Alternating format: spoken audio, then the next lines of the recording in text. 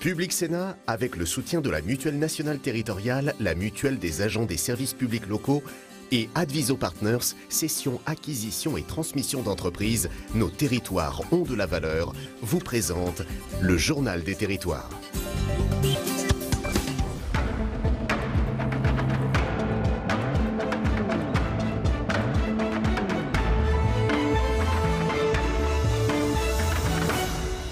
Bonjour à tous et bienvenue dans le Journal des territoires et dans Territoire d'Info avec la presse quotidienne régionale, les télés locales de France et le réseau Via Télévision, les Indes radios, 130 radios qui sont nos partenaires sur tout le territoire français et avec TV5 Monde.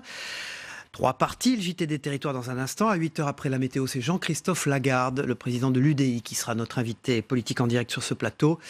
Et ensuite, 3e partie, c'est Territoire Sénat avec l'actualité politique et parlementaire qui démarrera. Voilà, tout de suite, c'est le JT des territoires.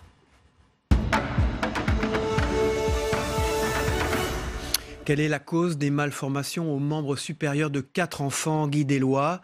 La commune de 10 000 habitants, proche de Lorient, compte 4 enfants de 5 à 7 ans atteints de malformations de naissance à l'avant-bras. Une concentration de handicap qui pose question. Les familles aimeraient obtenir des réponses. Fanny Coconnier de TB Sud est allée à leur rencontre.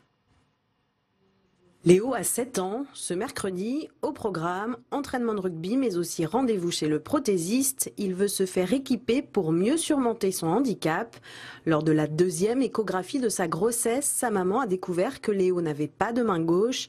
C'était en juin 2011. Il s'agissait alors d'un cas isolé. Je fais la connaissance d'Isabelle Grassin qui m'annonce qu'elle aussi a une petite fille qui a 1 an de moins que Léo, qui a une agénésie de l'avant-bras également.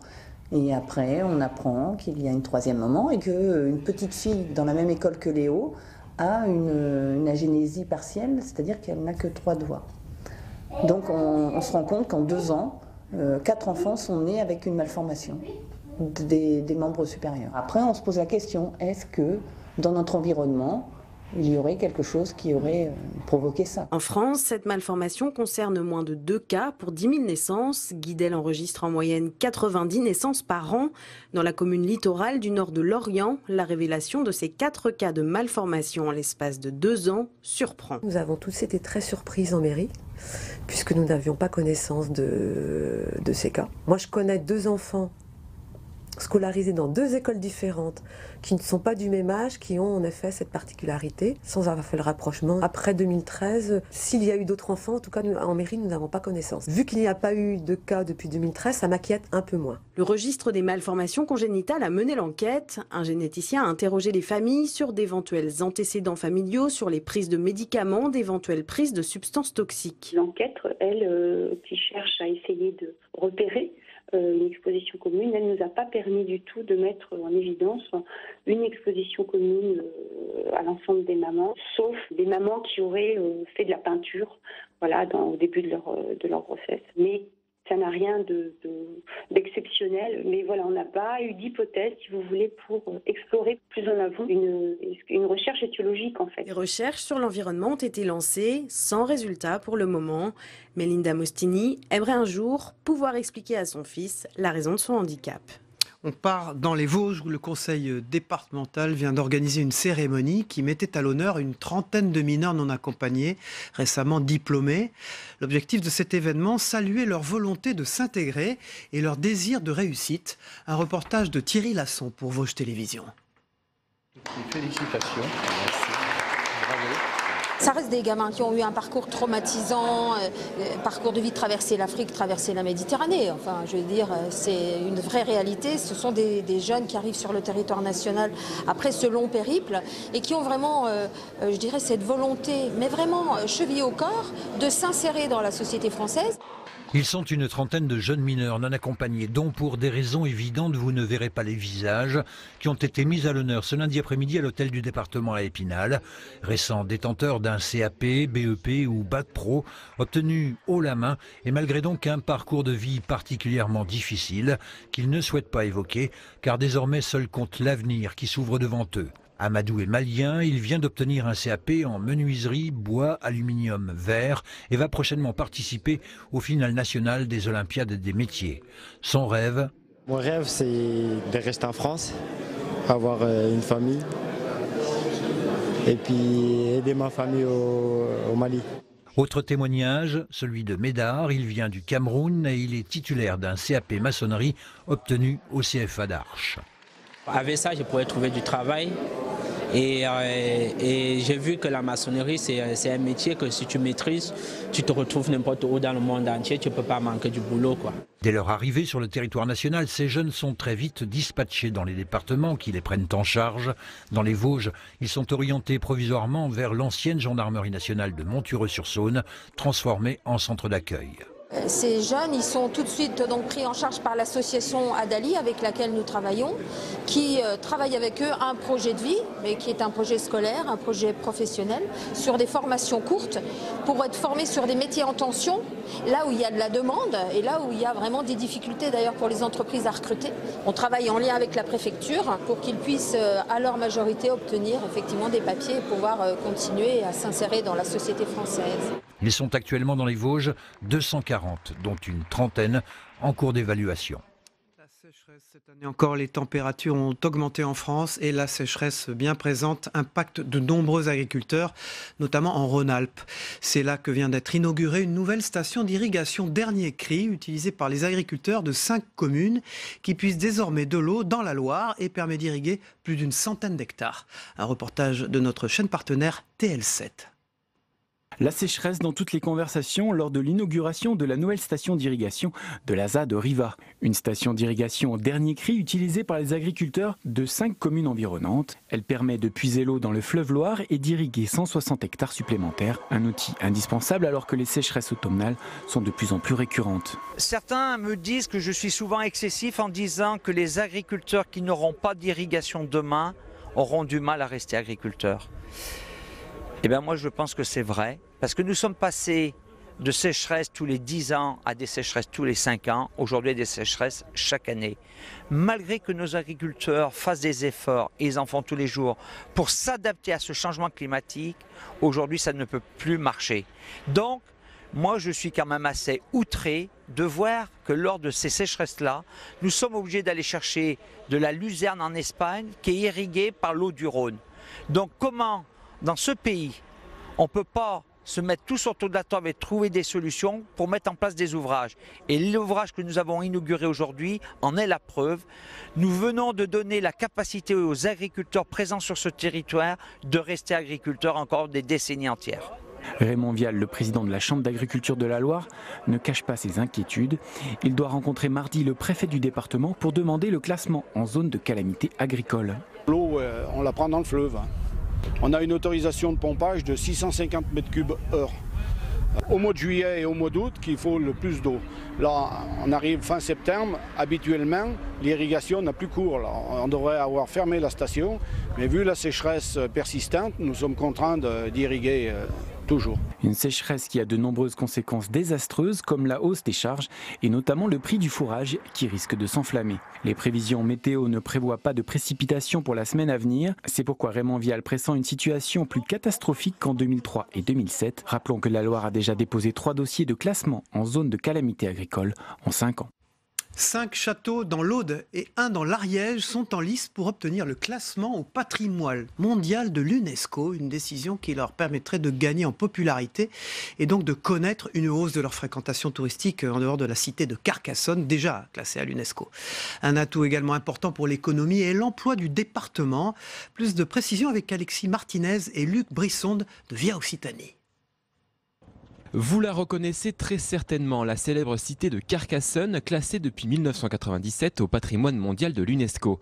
Aujourd'hui, c'est toute une série de châteaux qui ont été choisis pour candidater à un nouveau classement, comme ceux de l'Astour et ses 4 châteaux à 20 minutes de Carcassonne. Pour le maire du village, ce serait une reconnaissance essentielle. On travaille sur la reconnaissance d'un lieu exceptionnel, que l'on préserve le patrimoine parce qu'il a un intérêt d'une part, parce que c'est aussi nos origines, mais aussi c'est un vecteur d'avenir dans ce monde rural qui est de plus en plus désertifié. Le fait de cette reconnaissance nous permettra d'avoir des accompagnements financiers que nous n'avons pas à ce jour. Ça nous permettra de mieux le protéger, ce patrimoine. Parmi cette série de fortifications visant le classement à l'UNESCO, on y trouve également le château de Puylaurens, culminant à 700 mètres d'altitude, celui de Peyrpertuz, entre Garrigues et Vignes. Un peu plus au sud, c'est le château de Quéribus, sur la commune de Cucugnan, ou encore Montségur, Termes ou Aguilar. Un classement qui promet d'apporter une augmentation de la fréquentation touristique sur le département de l'Aude. C'est un élément extrêmement important pour l'économie du département, pour l'emploi et pour le bien-être des Audoises et des Audois. Un classement qui s'avère difficile à obtenir même si ce groupe de châteaux possède ses atouts.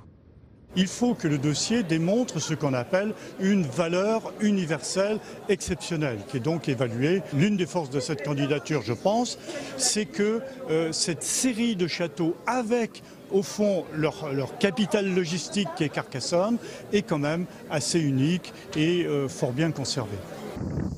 Si la candidature aboutit, il n'y aura plus 2 mais 3 monuments classés au patrimoine mondial de l'UNESCO dans l'Aude. La cité de Carcassonne, le canal du Midi et les citadelles du Vertige. Dans la nuit de samedi à dimanche, Saveria Roget qui sera. Paris fêtera la 17e édition de la Nuit Blanche. Cette manifestation culturelle propose l'ouverture de minuit à 7h du matin de divers lieux habituellement fermés au public. Cette année, les visiteurs pourront notamment découvrir 4 constellations d'œuvres inédites installées dans 4 quartiers parisiens. Plus de détails avec David Poujol de Via Grand Paris, notre chaîne partenaire. L'édition 2018 de Nuit Blanche à Paris se dévoile un peu sous la direction de Gaël Charbot, directeur artistique de cette nouvelle édition. La Nuit Blanche 2018 se concentrera cette année principalement sur 4 constellations qui correspondent à 4 quartiers, l'île Saint-Louis, Porte Dorée, Invalides et La Villette. Effectivement, vous imaginez 4 constellations dans Paris, c'est en fait 4 parcours, 4 endroits dans Paris dans lesquels on connecte finalement des monuments, des propositions artistiques et des déambulations entre ces lieux. Donc ça ressemble à des constellations, tout simplement quand on les pose sur un plan, c'est des points reliés par des lignes. 2018 marque la 17e édition de Nuit Blanche, un événement désormais ancré dans la culture parisienne, mais aussi en dehors de la capitale. C'est une manifestation considérable, puisqu'elle est déclinée dans 30 capitales, 30 villes culturelles du monde. Celle-ci a, grâce à Gaël Charbot, son directeur artistique, une force particulière puisqu'elle fait émerger une nouvelle génération d'artistes et qu'elle a une dimension onirique extrêmement puissante. Entre chorégraphie, défilés, concerts, sculptures, peintures et même nouvelles technologies, toutes sortes de projets attendent les curieux le 6 octobre prochain entre 19h et 7h du matin. On poursuit ce JT avec les unes de la presse quotidienne régionale ainsi que les sites internet de cette presse dans un instant.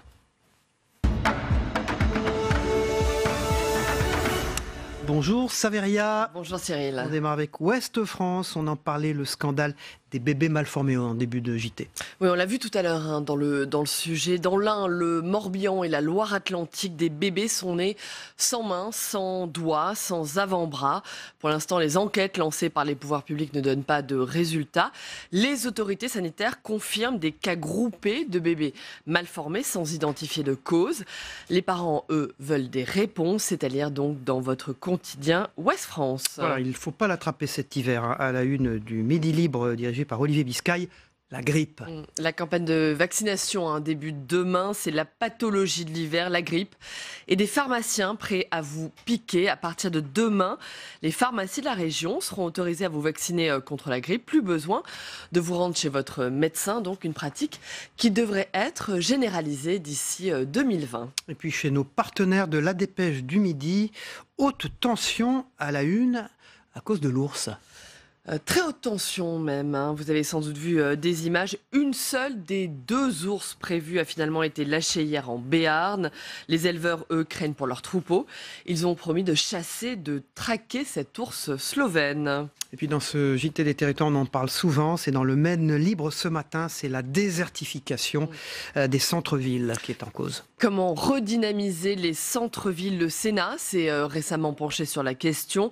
2 villes, Sablé et La Flèche, vont bénéficier d'un programme qui doit permettre de relancer les centres-villes. Les priorités, le logement et les commerces, c'est à lire dans le Maine Libre. Et puis il y a des journaux du groupe Ouest France, la presse de la Manche, une réforme qui inquiète les élus à la une. Les élus locaux s'inquiètent de la réforme de la fiscalité locale. Le chantier a été lancé par le gouvernement. Olivier Dussopt, le secrétaire d'État auprès du ministre du Budget, était à Saint-Lô. Il a recueilli les doléances d'une cinquantaine d'élus. Tous s'inquiètent de cette réforme qui ébranle les finances locales. Et puis des inondations à la une de la Provence, importantes. Et si le ciel nous tombait sur la tête, c'est l'histoire du jour que nous raconte votre quotidien.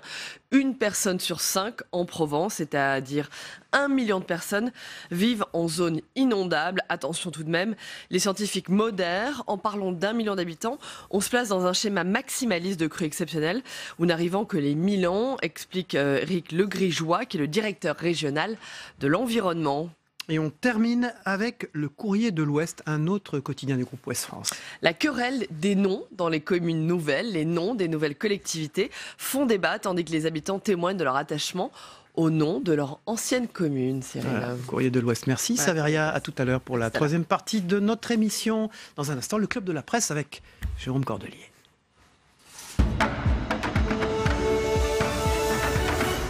Bonjour Jérôme Cordelier. Bonjour Cyril Viguier. Vous êtes mon invité unique ce matin parce que vous avez fait quelque chose d'un peu unique. Vous avez consacré un hors-série du Point qui s'appelle, on va le voir, Entreprendre en région. Alors c'est le top 10 des territoires ruraux, ce qui est intéressant, et également le palmarès des villes les plus dynamiques. Oui. Vous avez dans le même numéro spécial, important d'ailleurs. 106 pages. 106 pages, papier glacé, magnifique, traité des deux problématiques qui nous importent beaucoup, vous le savez, dans cette émission, à la fois les territoires ruraux et également les métropoles et les villes. Voilà, les 4 problématiques, mon cher Cyril, puisqu'il y a à la fois les métropoles, les villes moyennes, les petites villes et les territoires ruraux. Alors, je reconnais bien là votre goût pour le journalisme et pour l'actualité. La une... La couve, comme on dit dans nos métiers, c'est Lyon. Eh oui, c'est Lyon. Avec les berges du Rhône. Alors évidemment, vous saviez que Gérard Collomb allait démissionner et retourner. Bien sûr, vous savez bien qu'au Point, on est toujours bien informé. Mais non, on l'avait fait, évidemment, on avait bouclé la une avant. Et c'est vrai, alors... Ça va vous faire plaisir, je sais, parce que nous avions le choix, en fait, les derniers choix de une, vous savez comment ça se passe, on essayait de choisir, et c'était entre Bordeaux et Lyon. Oui, vous m'avez vraiment fait plaisir, là. Voilà, donc on avait le choix entre Darwin à Bordeaux, et en fait, Lyon, voilà, bon, c'est 2 villes quand même qui sont extrêmement dynamiques, qui innovent, comme Toulouse, comme Montpellier, ça fait partie des grandes métropoles, voilà, qui innovent, qui sont... On voit les bords du Rhône, là, en ce moment, pendant que vous parlez. Mais cela dit, les 2 villes, de manière quelque peu surprenante, qui tirent leur épingle du jeu dans ces palmarès, c'est d'abord Rennes et Grenoble. Bon, alors bien évidemment, la ville la plus en croissance, je ne vais pas vous surprendre, c'est Bordeaux.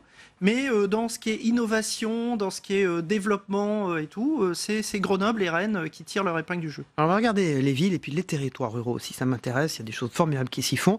On revient une seconde sur votre édito, le temps des territoires. Vous estimez que politiquement, c'est devenu le temps des territoires, alors même qu'il existe une querelle entre l'exécutif et les élus locaux. Bien sûr. Ce problème qu'on traite d'ailleurs quasi tous les jours ici. Dans cette auguste maison, on en prend la mesure évidemment depuis longtemps, puisque c'est la maison des territoires, le Sénat. Mais c'est vrai qu'à Paris, et pas seulement au sommet de l'État, il faudrait que les gens prennent davantage conscience de ça. C'est qu'en fait, il y a une vie en dehors du périphérique, quoi, pour être clair. C'est-à-dire qu'il y a beaucoup de métropoles, de villes moyennes qui sont en croissance, qui attirent de plus en plus de monde. C'est-à-dire que maintenant, avec les LGV, les métropoles se développent, et surtout, il y a beaucoup d'axes de circulation d'une métropole à l'autre et qui ne passent plus forcément par Paris. Donc, et ce sont des métropoles qui ont des axes de développement avec des villes européennes, d'autres métropoles européennes. Les villes moyennes sont aussi en pleine croissance. Pourquoi ? Parce que la qualité de vie. Donc il y a tout un territoire qui se développe. Et d'ailleurs, Emmanuel Macron a pris conscience que ça, même s'il a beaucoup de mal, c'est à vouloir faire cette fusion entre les métropoles et les départements, qui pour l'instant a du mal à se faire parce qu'il y a beaucoup de freins administratifs et corporatistes, entre guillemets, mais c'est un peu l'avenir. Alors, le temps des territoires, c'est votre éditorial. Vous dites qu'il y a une vingtaine de correspondants du Point en région et dans les territoires pour faire ce type de numéro. Nous sommes une équipe de 4 journalistes salariés, plus une vingtaine de correspondants un peu partout en France, et des correspondants qui souvent travaillent avec nous depuis près de 20 ans. Alors, on regarde un peu en détail. On part pour Montpellier. Philippe Sorel explique qu'il mise sur la santé du futur à Montpellier. Oui. Alors, Philippe Sorel dit qu'il mise sur la santé du futur, mais Montpellier mise sur la santé depuis le XIIIe siècle. Puisque, vous savez, c'est la première fac université sur la santé qui a été créée en France au XIIIe siècle. Mais c'est vrai que Philippe Sorel mise sur un peu les startups. Il veut créer une espèce d'écosystème sur la santé autour de l'hôpital, qui est plutôt bien classé, et avec des entreprises. Ça se fait beaucoup. Vous savez, par exemple, à Toulouse, vous avez l'Oncopole aussi qui est fait sur ce schéma-là. C'est-à-dire, on fait venir des labos de recherche, des entreprises autour de labos scientifiques et de centres de recherche de santé. Et on attire aussi des chercheurs du monde entier, j'ai vu dans le papier. Voilà, des chercheurs du monde entier. Ça aussi, c'est un axe de développement. La santé, il n'y a pas que l'économie. Voilà, c'est des choses importantes. Alors, on va passer Bordeaux, vous venez d'en parler, qui était très bien classé. Pour parler de Marseille, la Provence était presque une marque internationale, Provence. Oui. D'ailleurs, nos confrères de la Provence veulent l'utiliser, développer leur journal en numérique, bien sûr, en langues étrangères. Voilà, Provence, Méditerranée, voilà. Ce sont des... Et vous dites c'est l'éternel retour de Marseille et de la Provence. Pourquoi? Parce qu'au fond, ça passe par des cycles. Vous savez, Marseille, c'est la ville la plus passionnelle de France. Ouais. Donc, souvent, c'est une ville qui vit en soubresaut. Voilà, c'est une ville éruptive, c'est une ville... mais c'est une ville aussi qui se développe. Malheureusement, on met trop l'accent sur les choses négatives à Marseille, mais il y a beaucoup de choses positives. C'est une ville qui évolue, c'est une métropole qui se développe, qui est de plus en plus tournée vers l'Afrique, vers l'Europe du Sud, et donc voilà, on aime bien mettre l'accent là-dessus. Sur une dernière ville, ça m'a étonné d'ailleurs, vous dites Nantes, Silicon Valley. Après, on va parler des territoires ruraux. Silicon Valley, parce que là aussi, ils ont su attirer beaucoup de gens également qui viennent à Nantes pour la qualité de vie, mais qui travaillent sur les technologies nouvelles. C'est-à-dire que ces métropoles, leur objet, en fait, leur objectif, c'est on attire les gens par la qualité de vie, mais le gros problème, évidemment, comme partout, c'est l'emploi. C'est-à-dire que ces gens, il faut qu'ils restent. Donc il faut avoir un dynamisme territorial, mais aussi, et ça c'est la fonction des élus, il faut mettre autour de la table des gens qui sont susceptibles d'être moteurs dans ce dynamisme. En l'espèce Johanna Roland, la maire de Nantes. Alors, les territoires ruraux, c'est intéressant parce que vous y consacrez évidemment dans ce numéro hors série spécial de nombreuses pages, et vous dites quand les entrepreneurs se mettent au vert. Alors, ça veut dire qu'ils quittent les villes, voilà, et ils vont s'installer alors au milieu. Alors j'ai vu au milieu du Bocage, en Auvergne, en Bretagne, dans le Nord aussi. Oui. Un exemple aussi qui est assez frappant, c'est en Vendée. En Vendée, vous avez un homme qu'on connaît bien, qui s'appelle Jean-Michel Mousset, qui a monté un Ludilab, c'est-à-dire il fait de l'intelligence artificielle au cœur du bocage vendéen. Vous savez, le bocage vendéen, c'est vraiment un écosystème d'entrepreneurs assez important. Les infrastructures dont on nous parle tant, la mobilité. Voilà, c'est ça, c'est un des défis du gouvernement actuel, c'est mettre la 4G partout. Puisqu'il n'y a pas... voilà. Et puis ensuite, il faut aussi développer ces zones qui sont en dehors des axes de LGV, d'où le plan rail avec les TER, tout ça c'est une somme de choses, et il faut que évidemment que le gouvernement, mais je sais que maintenant il en prend vraiment conscience, puisqu'en plus il a à sa tête Édouard Philippe qui est l'ancien maire du Havre, et il faut fédérer justement ces territoires et faire en sorte que ils sont aussi le poumon économique de la France. Vous voyez, ce sont des territoires très très dynamiques. On reste sur les territoires et on parle de l'outre-mer parce qu'il ne faut pas les oublier. Et là, vous dites qu'il y a des aides et des avantages fiscaux à s'installer en outre-mer. Bien sûr. Il faut le redire, ça. Voilà, oui, il faut le redire. C'est vrai que souvent les territoires, départements d'outre-mer sont un peu plombés par les problèmes sociaux. Mais c'est vrai qu'on a voulu faire une place à l'outre-mer, comme vous le faites ici d'ailleurs, une place assez large souvent à l'outre-mer, parce qu'il ne faut pas oublier l'outre-mer. C'est-à-dire que ça fait partie intégrante de la France. Surtout, ce qu'on a voulu donner, c'est un kaléidoscope assez précis du territoire, montrer qu'il n'y a pas d'un côté Paris, les métropoles à intérêt européen et des territoires ruraux. Il y a aussi des villes moyennes qui se développent. Par exemple, La Roche-sur-Yon. La Roche-sur-Yon, avec un maire très dynamique, est en train d'être une ville qui impose sa règle du jeu, alors qu'à l'origine, c'est une cité administrative, vous savez, qui a été créée par Napoléon de toutes pièces. Il y a une vraie dimension, dans toute cette édition spéciale du Point, il y a une vraie dimension internationale. Alors pour les Outre-mer, c'est évident, l'international est à portée de main, mais on voit aussi que les métropoles, les régions, les départements sont tournés vers l'Europe. C'est l'avenir. Et que, voilà, on passera par là. Quoi qu'il arrive, c'est quoi? C'est le modèle Länder allemand, ça? Alors, il y a deux choses là. D'abord, évidemment, ce sont des partenariats qui se montent avec des villes européennes. Donc Barcelone, si Manuel Valls réussit son pari, eh bien, voilà, on peut imaginer des axes entre Barcelone et Montpellier, par exemple. Tout à fait, oui. Mais il y en a d'autres. À Nancy, vous avez le sillon lorrain qui regarde aussi vers le Luxembourg, l'Allemagne. C'est très important. Les gens circulent surtout maintenant. On n'a pas toujours conscience de ça. Donc à Paris, parce que des observateurs. Vous le faites. Oui, mais les gens circulent. Et donc il y a une circulation de l'information, il y a une circulation physique des individus. Entreprendre en région. Il y a aussi, on termine, une interview de David Lisnard, le maire de Cannes qu'on a eu dans ce duplex, qui veut créer lui un écosystème permanent. Et évidemment, lui, il a investi sur les festivals. Parce qu'on parle de Cannes, mais il y en a pléthore. Ça, c'est un bon exemple à la fois de marketing territorial et de dynamisme. David Lisnard, il est en train de faire de Cannes marque mondiale sur le cinéma, un peu la plateforme des nouveaux types de films, donc des séries. Il a monté un studio pour la production et aussi pour l'écriture des scénarios. Et il a des étudiants du monde entier qui viennent actuellement. C'est tout neuf, mais c'est appelé à se développer. Voilà, entreprendre en région, innovation, créativité, croissance, tout ce qu'on aime ici. Et puis il y a également le top 10, le top 10 des territoires ruraux. Merci Jérôme Cordelet, vous restez avec nous. Oui, et on se réjouit, je tiens à le dire, que Public Sénat soit partenaire de ce numéro, parce que c'est parfaitement raccord avec ce que nous faisons. Voilà, ça sera semaine transmis, après semaine. Et ça irriguera dans les territoires. Merci. Jérôme Cordelet, tout à l'heure, pour le débrief de l'invité politique Jean-Christophe Lagarde, le président de l'UDI, qui est notre invité à 8h pour Territoire d'Info. Tout de suite, c'est la météo des territoires. Le temps qu'il fait en France, la seule sur le canal 13 de la TNT, qui inclut les territoires français d'Amérique, de l'océan Indien, du Pacifique et des Caraïbes. À tout de suite avec l'invité politique. La météo vous est présentée par l'Assemblée des départements de France.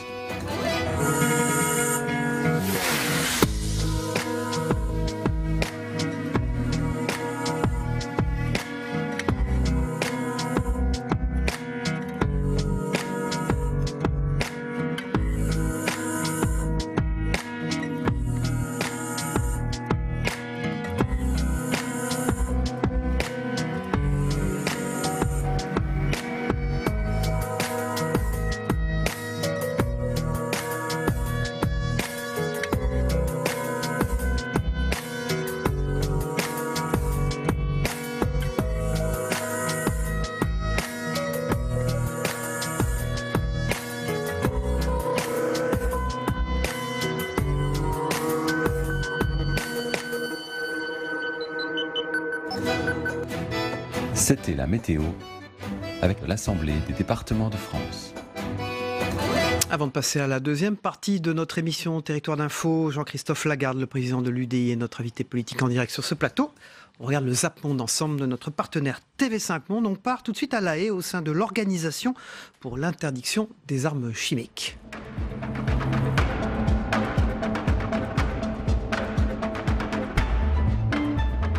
Public Sénat, avec le soutien de la Mutuelle nationale territoriale